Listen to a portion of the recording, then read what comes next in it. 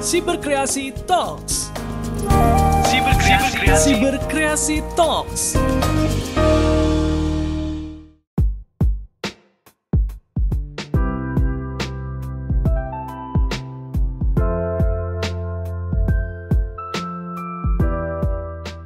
Halo, kenalkan nama saya Rozali. Saya aktif di Nahdlatul Ulama dan Public Virtue. Barangkali kita masih mengingat beberapa kasus belakangan yang terjadi seperti kasus Cikesik tahun 2011, lalu kekerasan terhadap kelompok pro-toleransi di Monas tahun 2008, atau yang terbaru adalah kasus di penjaranya Meliana di Sumatera Utara. Kesemua kasus itu merupakan fenomena polarisasi di dalam masyarakat yang tidak terjembatani dan kemudian menjadi masalah serius. Nah, dalam kesempatan ini aku mau ngobrolin itu, tapi bedanya kalau kasus-kasus dulu itu terjadinya di dunia nyata ya. Nah, hari ini dengan berkembangnya era media sosial, kasus itu juga pindah ke dunia maya atau dunia digital kita. Bentuknya banyak, bisa berupa kayak doxing, ujaran kebencian, ajakan untuk melukai seseorang, bahkan untuk membunuh atau sekedar membenci orang lain. Nah, pertanyaannya adalah bagaimana itu terjadi? Itu yang pertama. Dan yang kedua, bagaimana cara kita menguranginya bareng-bareng? Baik itu dari perspektif pemerintahan maupun kita sebagai masyarakat. Nah, beberapa waktu lalu kita sering mengingat fenomena-fenomena seperti itu yang pada dasarnya adalah kebencian atau termasuk dari persoalan polarisasi atas nama agama. Nah, kejadian-kejadian seperti itu yang terjadi yang saat ini pindah ke ruang digital membuat ruang digital kita menjadi tidak sehat lagi dan relatif cenderung berbahaya menurut saya. Saya percaya bahwa kebijakan publik yang dilahirkan pemerintah itu menjadi faktor yang cukup menentukan untuk membuat peraturan yang signifikan sehingga membuat masalah-masalah itu tertangani dengan baik.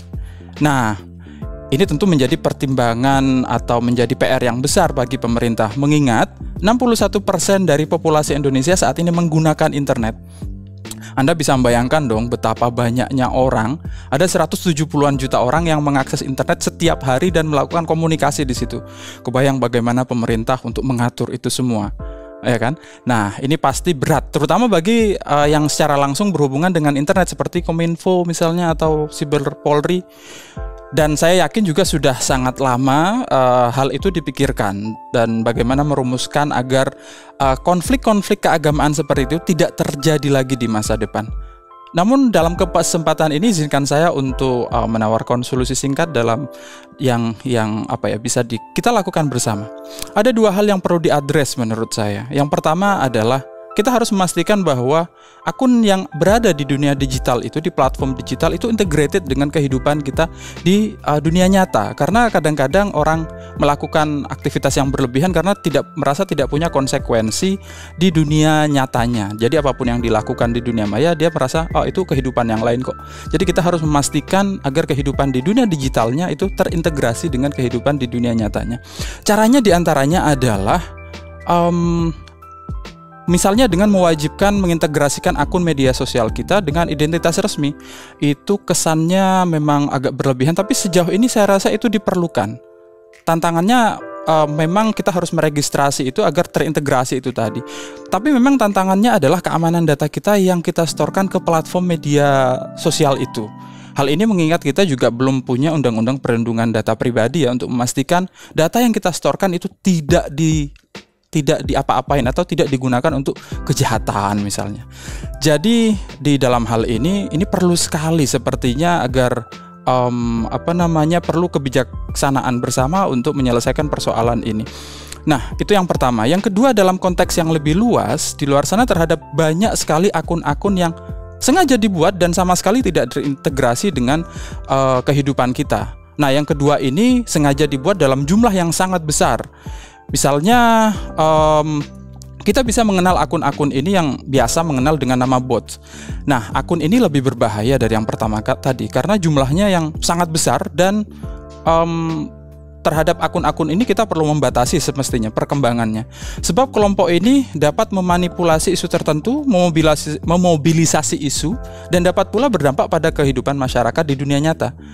Akan tetapi aturan yang harus dibuat peraturan-peraturan yang harus dibuat itu harus memperhatikan, menurut saya ini catatannya, harus memperhatikan ruang kebebasan masyarakat dalam mengeluarkan pendapat.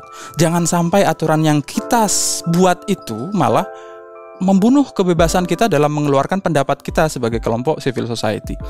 Sehingga alih-alih untuk memperbaiki keadaan dengan aturan yang baik itu tadi, malah aturan itu malah membunuh ruang demokrasi yang kita miliki selama ini.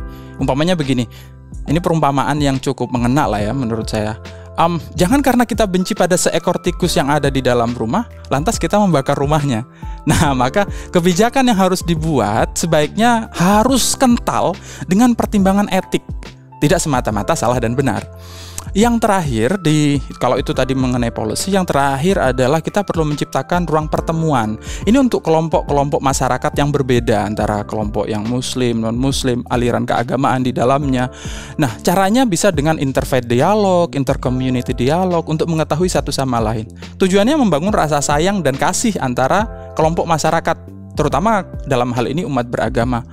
Kita perlu menciptakan lebih banyak ruang-ruang pertemuan agar informasi yang kita dapatkan tentang kelompok agama lain atau aliran lain terverifikasi dengan baik. Yang banyak itu hoax biasanya. Kalau kelompok agama ini begitu, dan itu harus terverifikasi. Dengan begitu, informasi tentang aliran agama lain bisa kita verifikasi dengan benar. Lebih dari itu, kita bisa memiliki rasa sayang terhadap mereka yang berbeda, kelompok teman-teman kita yang berbeda. Pada dasarnya Indonesia lahir dengan ribuan suku, budaya, agama yang banyak sekali. Kalau saya challenge, coba Anda sekarang absen misalnya, sudah berapa banyak teman-teman kita yang berbeda agamanya atau beda sukunya saat ini? Kalau masih dikit, perbanyak, main yang jauh. Terima kasih.